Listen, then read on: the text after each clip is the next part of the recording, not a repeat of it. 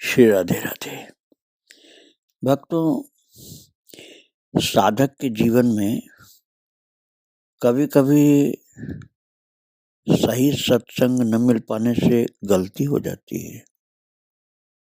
जैसे अपने आराध्य अपने ठाकुर जी को चरण में जरा सी चोट लग जाए या हाथ में चोट लग जाए,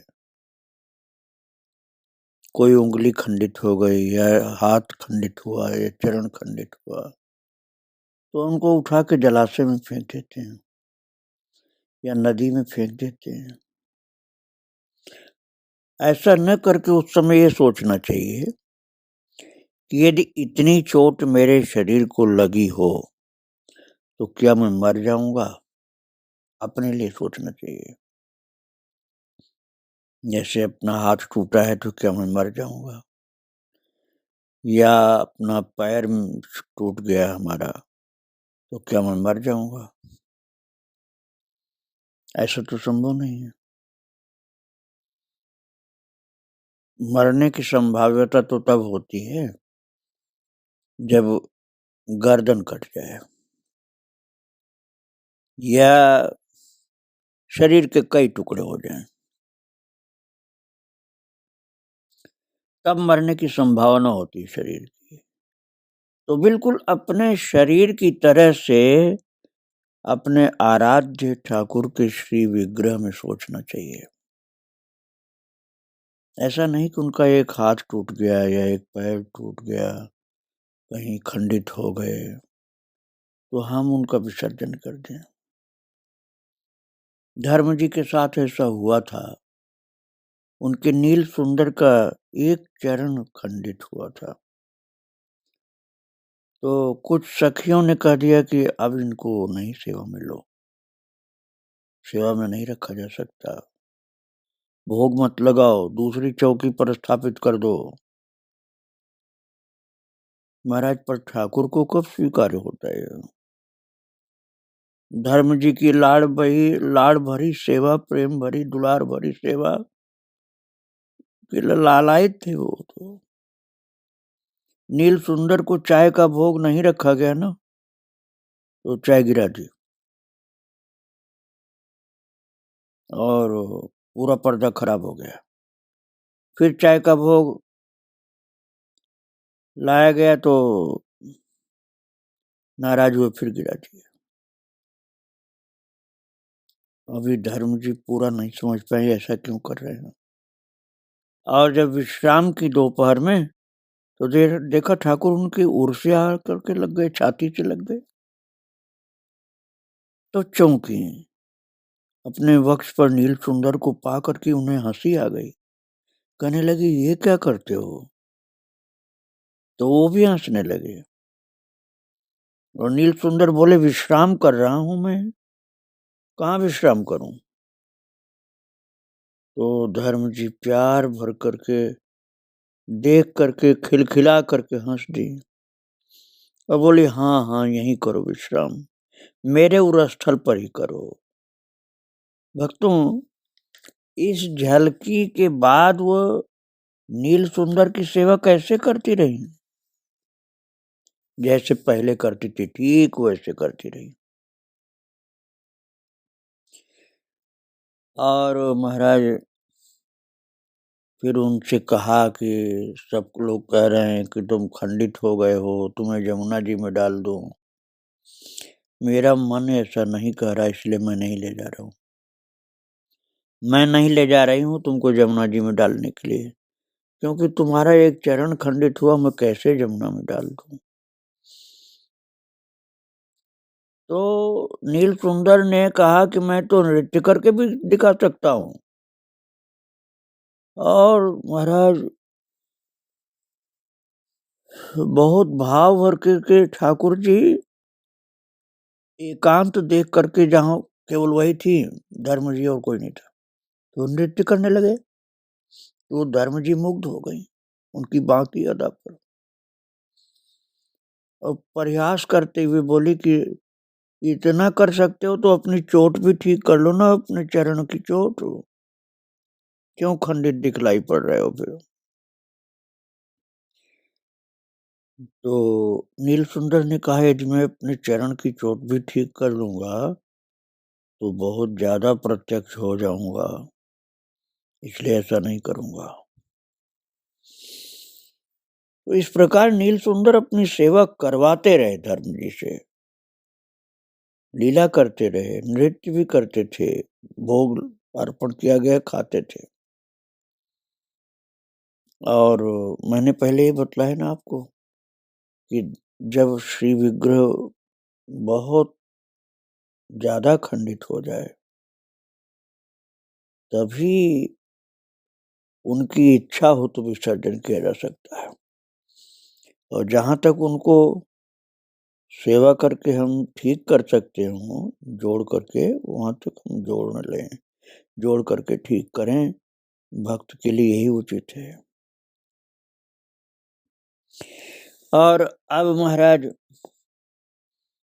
कुछ दिन की बात है, मतलब कुछ वर्षों की बात है, जब 1990 में नील सुंदर ने कहा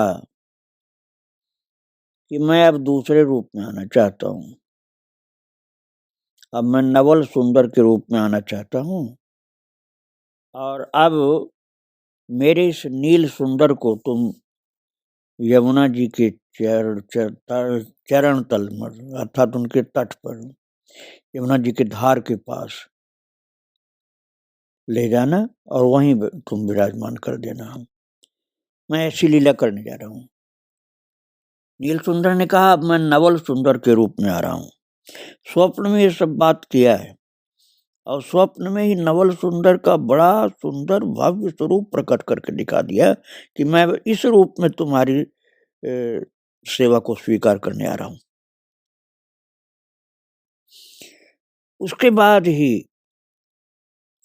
सुबह उन्होंने देखा धर्म जी ने कि जो नील सुंदर का स्वरूप था वो बदलने लगा और कुछ घंटे बाद नील सुंदर महाराज जब बदलने लगे थे तो उनको लगा धर्म जी को कि लगता है आप प्रकट होना चाहते हैं। समझ गई धर्म जी कि नील सुंदर अब प्रकट होना चाहते हैं और तब तक उन्होंने अपने उस स्वरूप को, श्री विग्रह को अधिक खंडित कर डाला। अर्थात अब यमुना जी के चरण में, यमुना जी के तट पर जाने के लायक हो गए, क्योंकि अपने श्री विग्रह को उन्होंने बहुत ज्यादा खंडित कर लिया था। और अचानक उसी समय एक भक्त नवल सुंदर जी को लेकर के आ गए, जिनको कोई पूर्व सूचना नहीं दी गई थी। और देखते ही धर्म जी समझ गए कि यही नवल सुंदर की बात स्वप्न में बताया था इन्होंने। तो नवल सुंदर इस प्रकार से आ गए और खूब कीर्तन गाते हुए नील सुंदर का श्री विग्रह जो बहुत खंडों में खंडित हुआ था, जिनके लिए प्रभु की आज्ञा हो गई थी कि मैं यमुना जी की तलहटी में रहूंगा, तो मुझे वहां पर ले जाओ और नवल सुंदर के रूप में जो आया हूँ मुझे सेवा में लो, अर्थात मेरी सेवा करो। मैं इसलिए इस बात को बतला रहा था कि हम झटपट विसर्जन न करें, क्योंकि भक्त तो भगवान का सेवक होता है। हाथ या पैर टूट जाने पर उनको फेंका नहीं जाता, उनकी सेवा की जाती है। और जब उनको जाना होता है तब बहुत स्वरूपों में विखंडित होकर के तब जाते हैं। जब उनको नए रूप में आना होता तब ऐसा करते हैं। ये बात समझने की है। महाराज भादव मास के कृष्ण पक्ष की अष्टमी कृष्ण के विशेष प्रेमियों को एकदम भाव विभोर कर देती है। धर्म कुटीर आज प्यारे कन्हैया के जन्म दिवस महोत्सव पर रस रंग से सराबोर है। दिव्य सज्जा है, खूब चहल पहल है। दिल्ली से अधिकतर श्रद्धालु वृंदावन में आकर के धर्म जी की रस रंग भरी उत्सव की उच्छलन का पान करने पहुंचे हैं। और नवल किशोर रूप में अब ठाकुर जी सेवा स्वीकार कर रहे हैं। नील सुंदर की जगह नवल सुंदर के रूप में प्रभु से स्वीकार कर रहे हैं। पहले ही स्वप्न में बता दिया था भगवान ने। और नवल किशोर जी को शाम की चाय का भोग लग चुका है। धर्म जी तख्त पर बैठी अपने उस आह्लाद भरी चिर परिचित मुस्कान अधरों पर लिए मस्त सी बैठी हैं। धीरे धीरे स्वभाववश कुछ गुनगुना रही हैं, अर्थात धीरे धीरे गा रही हैं, जोर से नहीं गा रही हैं। कभी आंखें पूरी खोल लेती हैं और नवल किशोर को झुक करके पास होकर देख लेती हैं, और कभी आंखें मूंद करके मस्त हो जाती हैं। जो अभी धीरे धीरे गुनगुना रही थी ना, वो गुनगुनाहट उनकी स्पष्ट गान के रूप में उभरने लगी। सभी श्रद्धालु उनकी झूम झूम कर गाती हुई उस मुख मुद्रा पर मुग्ध होने लगे।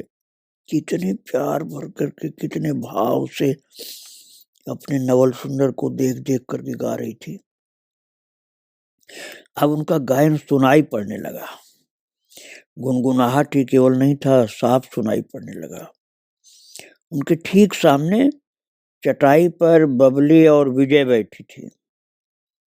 दाईं ओर कुछ पीछे की ओर तारा जी कुर्सी पर बैठी हैं, और धर्म जी कभी उन्हें देखती हैं और कभी सामने बैठी विजय पर थोड़ी दृष्टि पड़ती है। और विजय तो आनंद मग्न होकर के आंखें बंद किए धर्म जी की गायन को सुन रही हैं। कभी कभी नवल सुंदर का दर्शन करती हैं आंख खोलकर, और कभी धर्म जी का दर्शन करती हैं। और धर्म जी तो अब प्रभु की लीला को याद कर करके गा रही हैं, नवल सुंदर का दर्शन करते हुए।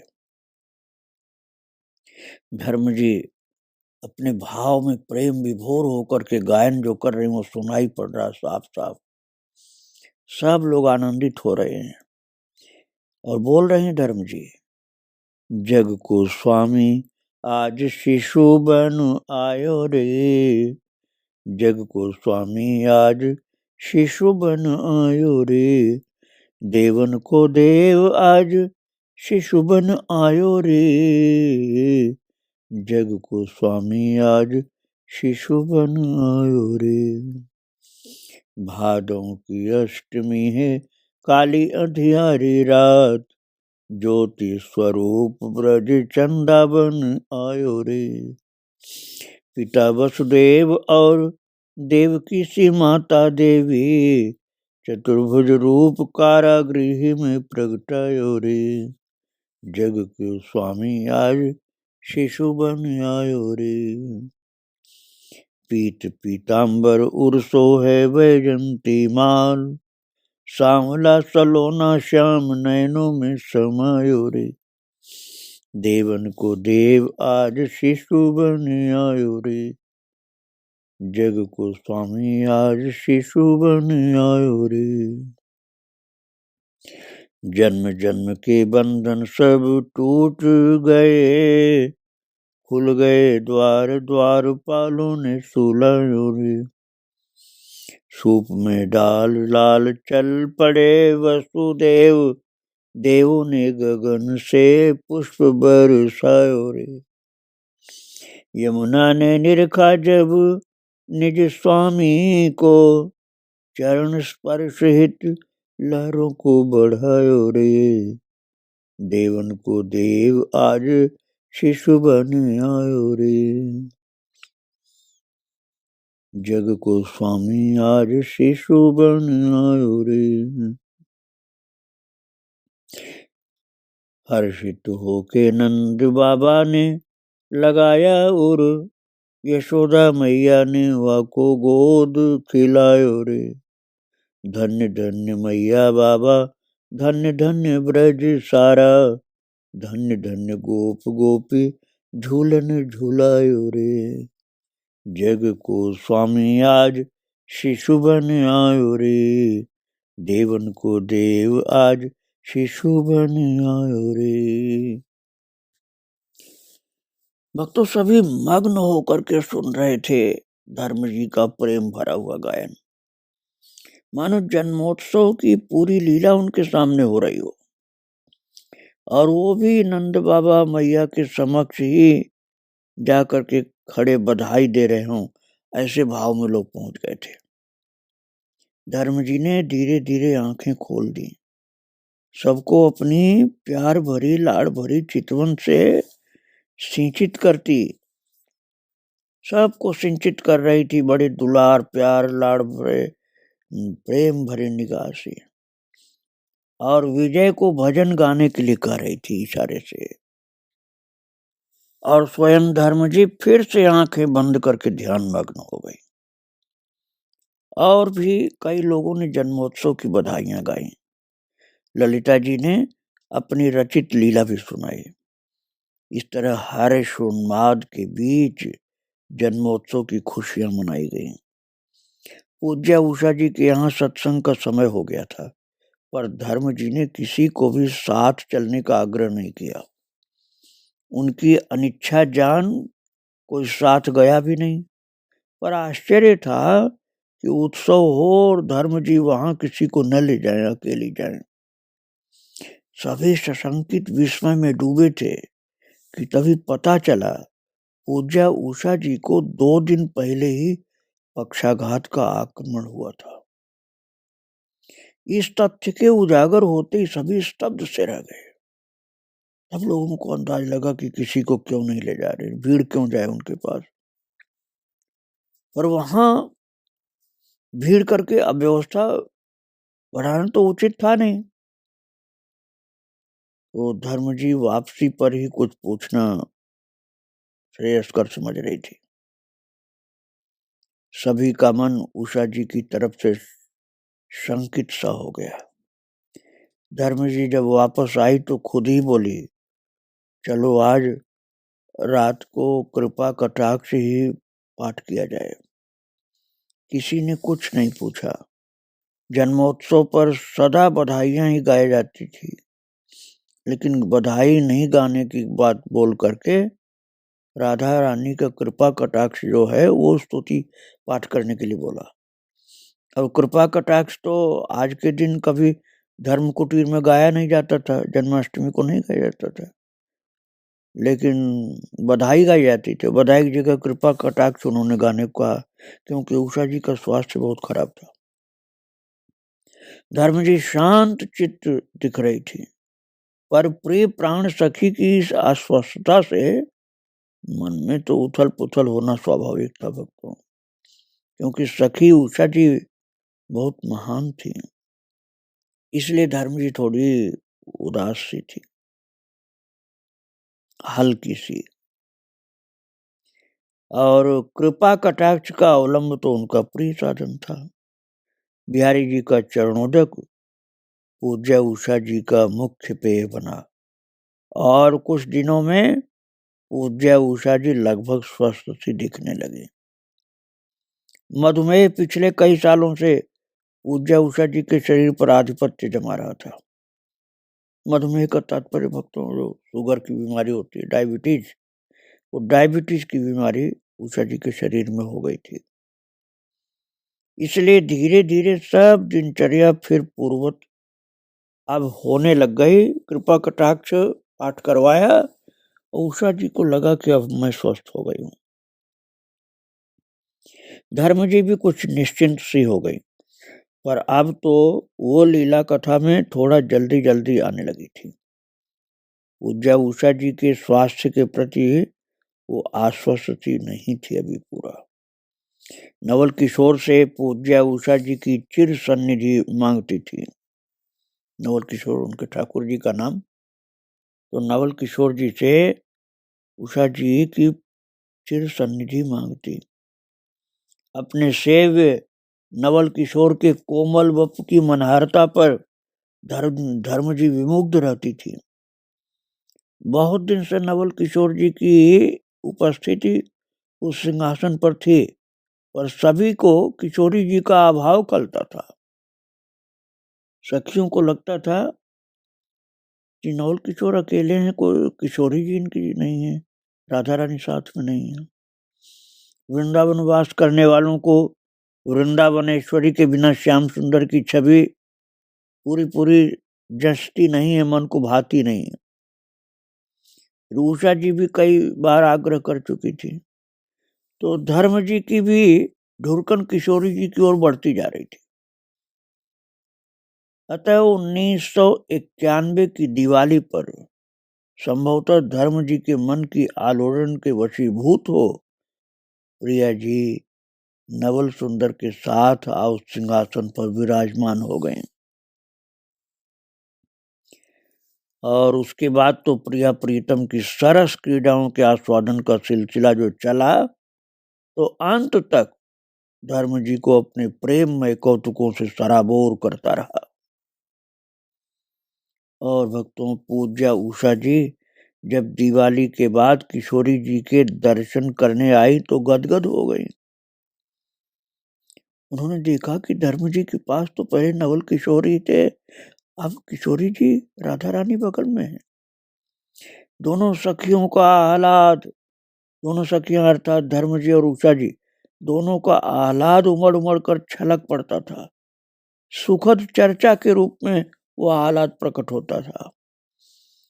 कितना ही समय बीत गया, धर्म जी किशोरी जी के आने के बाद भरी भरी सी रहती, प्रेम भरी दिन आनंद से मस्ती से बीत रहे थे। किशोरी जी के आगमन पर धर्म जी ने तारा जी को स्वरचित राधा स्तुति लिखा, जिसे पढ़ करके उनके मन की उमगन का सहज ही अनुमान लोगों ने लगाया।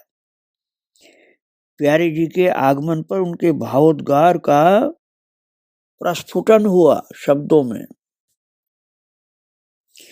जो श्री यमुना जी के कूल पर प्रीतम श्याम के वाम अंग में विराजती हैं, जिनका दक्षिण कर प्रीतम के वाम स्कंद पर अवलंबित है, जिनके वाम कर में प्रीतम श्याम ने मुदित और आनंदित होकर के कमल पुष्प शोभायमान कर रखा है, उन श्याम वासिनी श्री राधा रानी के चरण कमलों में मेरा प्रणाम स्वीकार हो।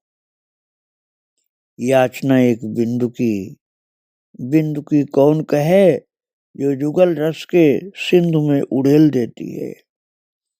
चाहना एक झलक की बात क्या, जो युगल छवि का दर्शन आजीवन देती है। लालसा एक केल की सियों क्यों, जो युगल केल में सतत सेवा स्मरण देती हैं। उस अद्भुत दात्री श्री राधा जी के चरणों में मेरा प्रणाम स्वीकार हो, जिन चरणों की रज ब्रज गोपियों के नयनों में अंजन देती है, जिन चरणों की रज प्रीतम के भाल की शोभा है, जिन चरणों की रज रसिकों की भावनाओं की विहार स्थली है, उन महिमामयी श्री राधा जी के चरणों में मेरा प्रणाम स्वीकार हो। मुरली की तान में खोकर जिनको अपनी सुध नहीं रहती, पीत वस्त्र की ओट में छिपकर जिनको अपनी स्मृति नहीं रहती, नील वपु के चरणों में लिपट कर जिनका अपनापन नहीं रहता, उन मान निमग्न श्री राधा जी के चरणों में मेरा प्रणाम स्वीकार हो। और अंत में ठाकुर को प्रणाम करती लिखती हैं, जिनके अधरों की मधुर वाणी ऐसी है मानो जूही की महक का निर्झर हो, जिनके चरणों का मधुर स्पर्श ऐसा है मानो गुलाब की पाखुड़ी का पर्यावरण हो, उन परम मधुर श्री ठाकुर को मेरा प्रणाम स्वीकार हो। किशोरी जी के आ जाने के बाद तो धर्म जी की मस्ती और भी बढ़ गई। दिल्ली से अनेक श्रद्धालु धर्म कुटीर में उनके सत्संग लाभ के लिए आते रहते थे। उन्हें इस भाव दशा में देखकर आनंदित हर्षित होते रहते, और वो भी सबको उस प्रेम रस में सराबोर रखती थी। भक्तों, अब आप इस बात को समझिए कि आपके घर में जो ठाकुर जी हैं, श्री राधा कृष्ण हैं या बाल कृष्ण हैं या बाल राम हैं या श्री सीताराम जी हैं, तो आप उनको अकेले छोड़ करके इधर-उधर घूमते रहें घर बंद करके और वहाँ कोई न भजन, न कीर्तन, न सेवा, तो वो उचित नहीं होता है। भगवान के पास गायन, कीर्तन, भजन, उनकी सेवा, उत्सव ये सब होते रहना चाहिए। आगे मैं और सुनाऊँगा धर्म जी की मधुर चरितावली को। आज माता को प्रणाम करके यहीं विराम दे रहा हूँ। श्री राधे राधे, जय श्री राधे राधे।